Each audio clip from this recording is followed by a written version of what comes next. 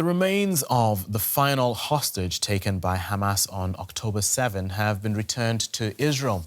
The repatriation of all hostages, living or dead, was a key provision of the ceasefire between the two sides that took effect weeks ago. Shortly before Shabbat, the weekend, people gathered here in Tel Aviv to call for the return of Ran, or Rani Gvili, the last remaining hostage in Gaza. Gvili, a member of an elite police unit, was killed by Hamas-led militants in the 7th of October 2023 terror attack, and his body was taken back to Gaza. More than 2 years later, his parents say the wait for his return has become unbearable. We know that someone have to be the last one, and it's Rani. Now we're waiting for him to come. We must to keep Rani all the time on the media, everywhere. So this is why we come here, and this is why we must to keep doing until Rani's come home. So don't forget him in Gaza. Ran Gvili is often described as a hero by Israelis. On October 7th, he was killed helping to fight Hamas militants at Kibbutz Alumim in southern Israel.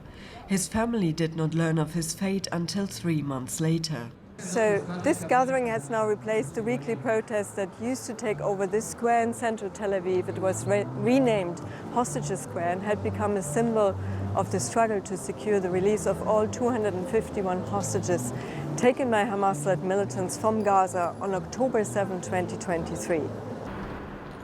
If and when Gvili's remains are returned, it is expected that it will mark the beginning of the second phase of the agreed ceasefire plan conceived by the Trump administration, a plan that now has stalled.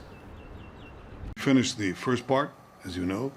Phase 1, we're almost there. We have one more hostage, deceased, Rani Gvili, a hero of Israel, to return here. And then we, very shortly, expect to move into the second phase, which is more difficult. Meanwhile, the focus in Israel is shifting. Calls for a national commission of inquiry on the October 7 attacks are growing louder to investigate the government's responsibilities. And Saturday night protests are returning to anti-government protests. I will never stop until things will get better, until things will change.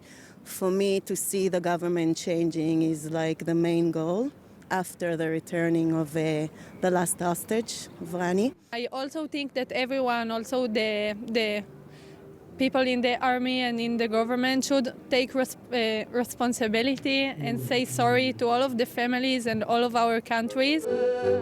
Here in Tel Aviv, Gvili's family is worried that he might become a lost case. His remains never, in fact, returned. For now, however, there's hope that Israel's last hostage from October the 7th will be home soon. Let's speak now to Yossi Mekelberg, the Senior Consulting Fellow with Chatham House's Middle East and North Africa program. He joins us from London. Welcome to DW, Yossi. The return of Ran Gvili's remains have been framed as a gateway to phase 2 of the ceasefire. How significant would you say this moment is politically for the Israeli government? Good morning. Thank you for having me. I think it's important. The remains of Rani Gvili, the last hostage of the hostages still in Gaza. We saw, if we put aside what the government said, I think it's important what the people have said, Israeli people have said now for many months, that for them, the return of the hostages, all of them, until the last one, return to Israel. And in this case of Rani Gvili, that unfortunately was killed on October 7, is just to say proper goodbye to him and thank you for fighting Hamas on October 7 so heroically. So I think this is part of the ethos in Israel.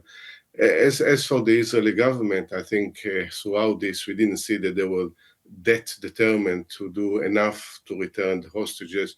So you always suspect if for them, it's not just a card to stall the next phase of the ceasefire. Yeah, because on that note, the US and mediators are reportedly pushing ahead with phase 2. How does this shape Israel's negotiating position?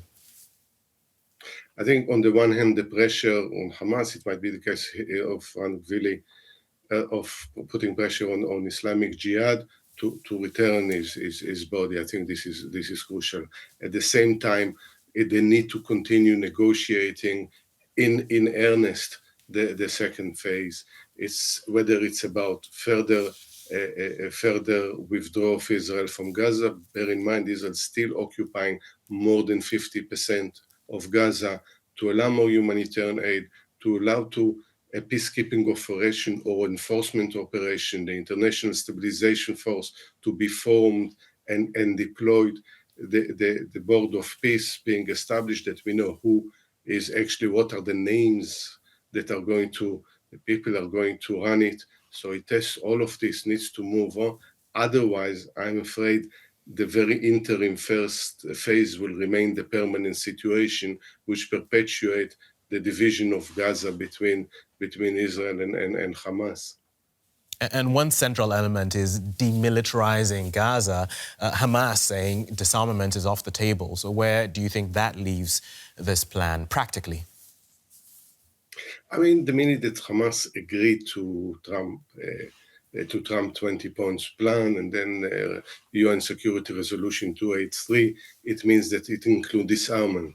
Now, disarmament can mean many things, including decommissioning of weapons beyond, ensuring that this weapon is beyond use. Needs to find a formula in which Hamas is not a threat to Israel, as we saw on October 7 2 years ago, but at the same time, it's not using an excuse for Israel perpetuating the occupation of large part of Gaza, because we have already heard from Israel's chief of staff, Eyal Zamir, that said actually the yellow line that divides now Gaza is the line, the border between in Gaza, while the American says exactly the opposite. So it might be just part of bargaining tactics, but we need also where it leads at the end of the day, not to stop by even the withdrawal of Gaza, but to move all the way to ensuring that there is a comprehensive peace between the Israelis and the Palestinians.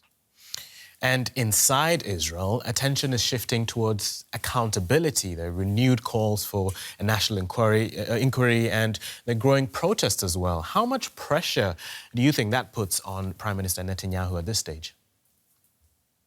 I think he should be under a lot of pressure. I think any leader with any modicum of integrity and sincerity would have resigned long time ago, considering the disaster of October 7.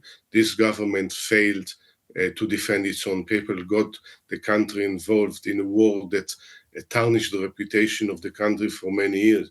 But the list that the people that paid with their life back in October 7, all the soldiers that sacrificed their life, all what has happened in the last 2 years, it's a proper state inquiry led by a Supreme Court judge or retired Supreme Court judge, because people deserve to know the exact truth, who and how failed, not only do justice to them, but also to ensure that nothing like this is happening.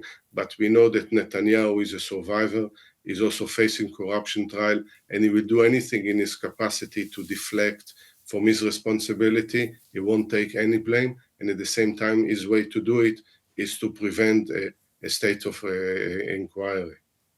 Okay. Yossi Mekelberg from the Chatham House's Middle East and North Africa program. Thank you very much for speaking to us. Thank you. Thank you.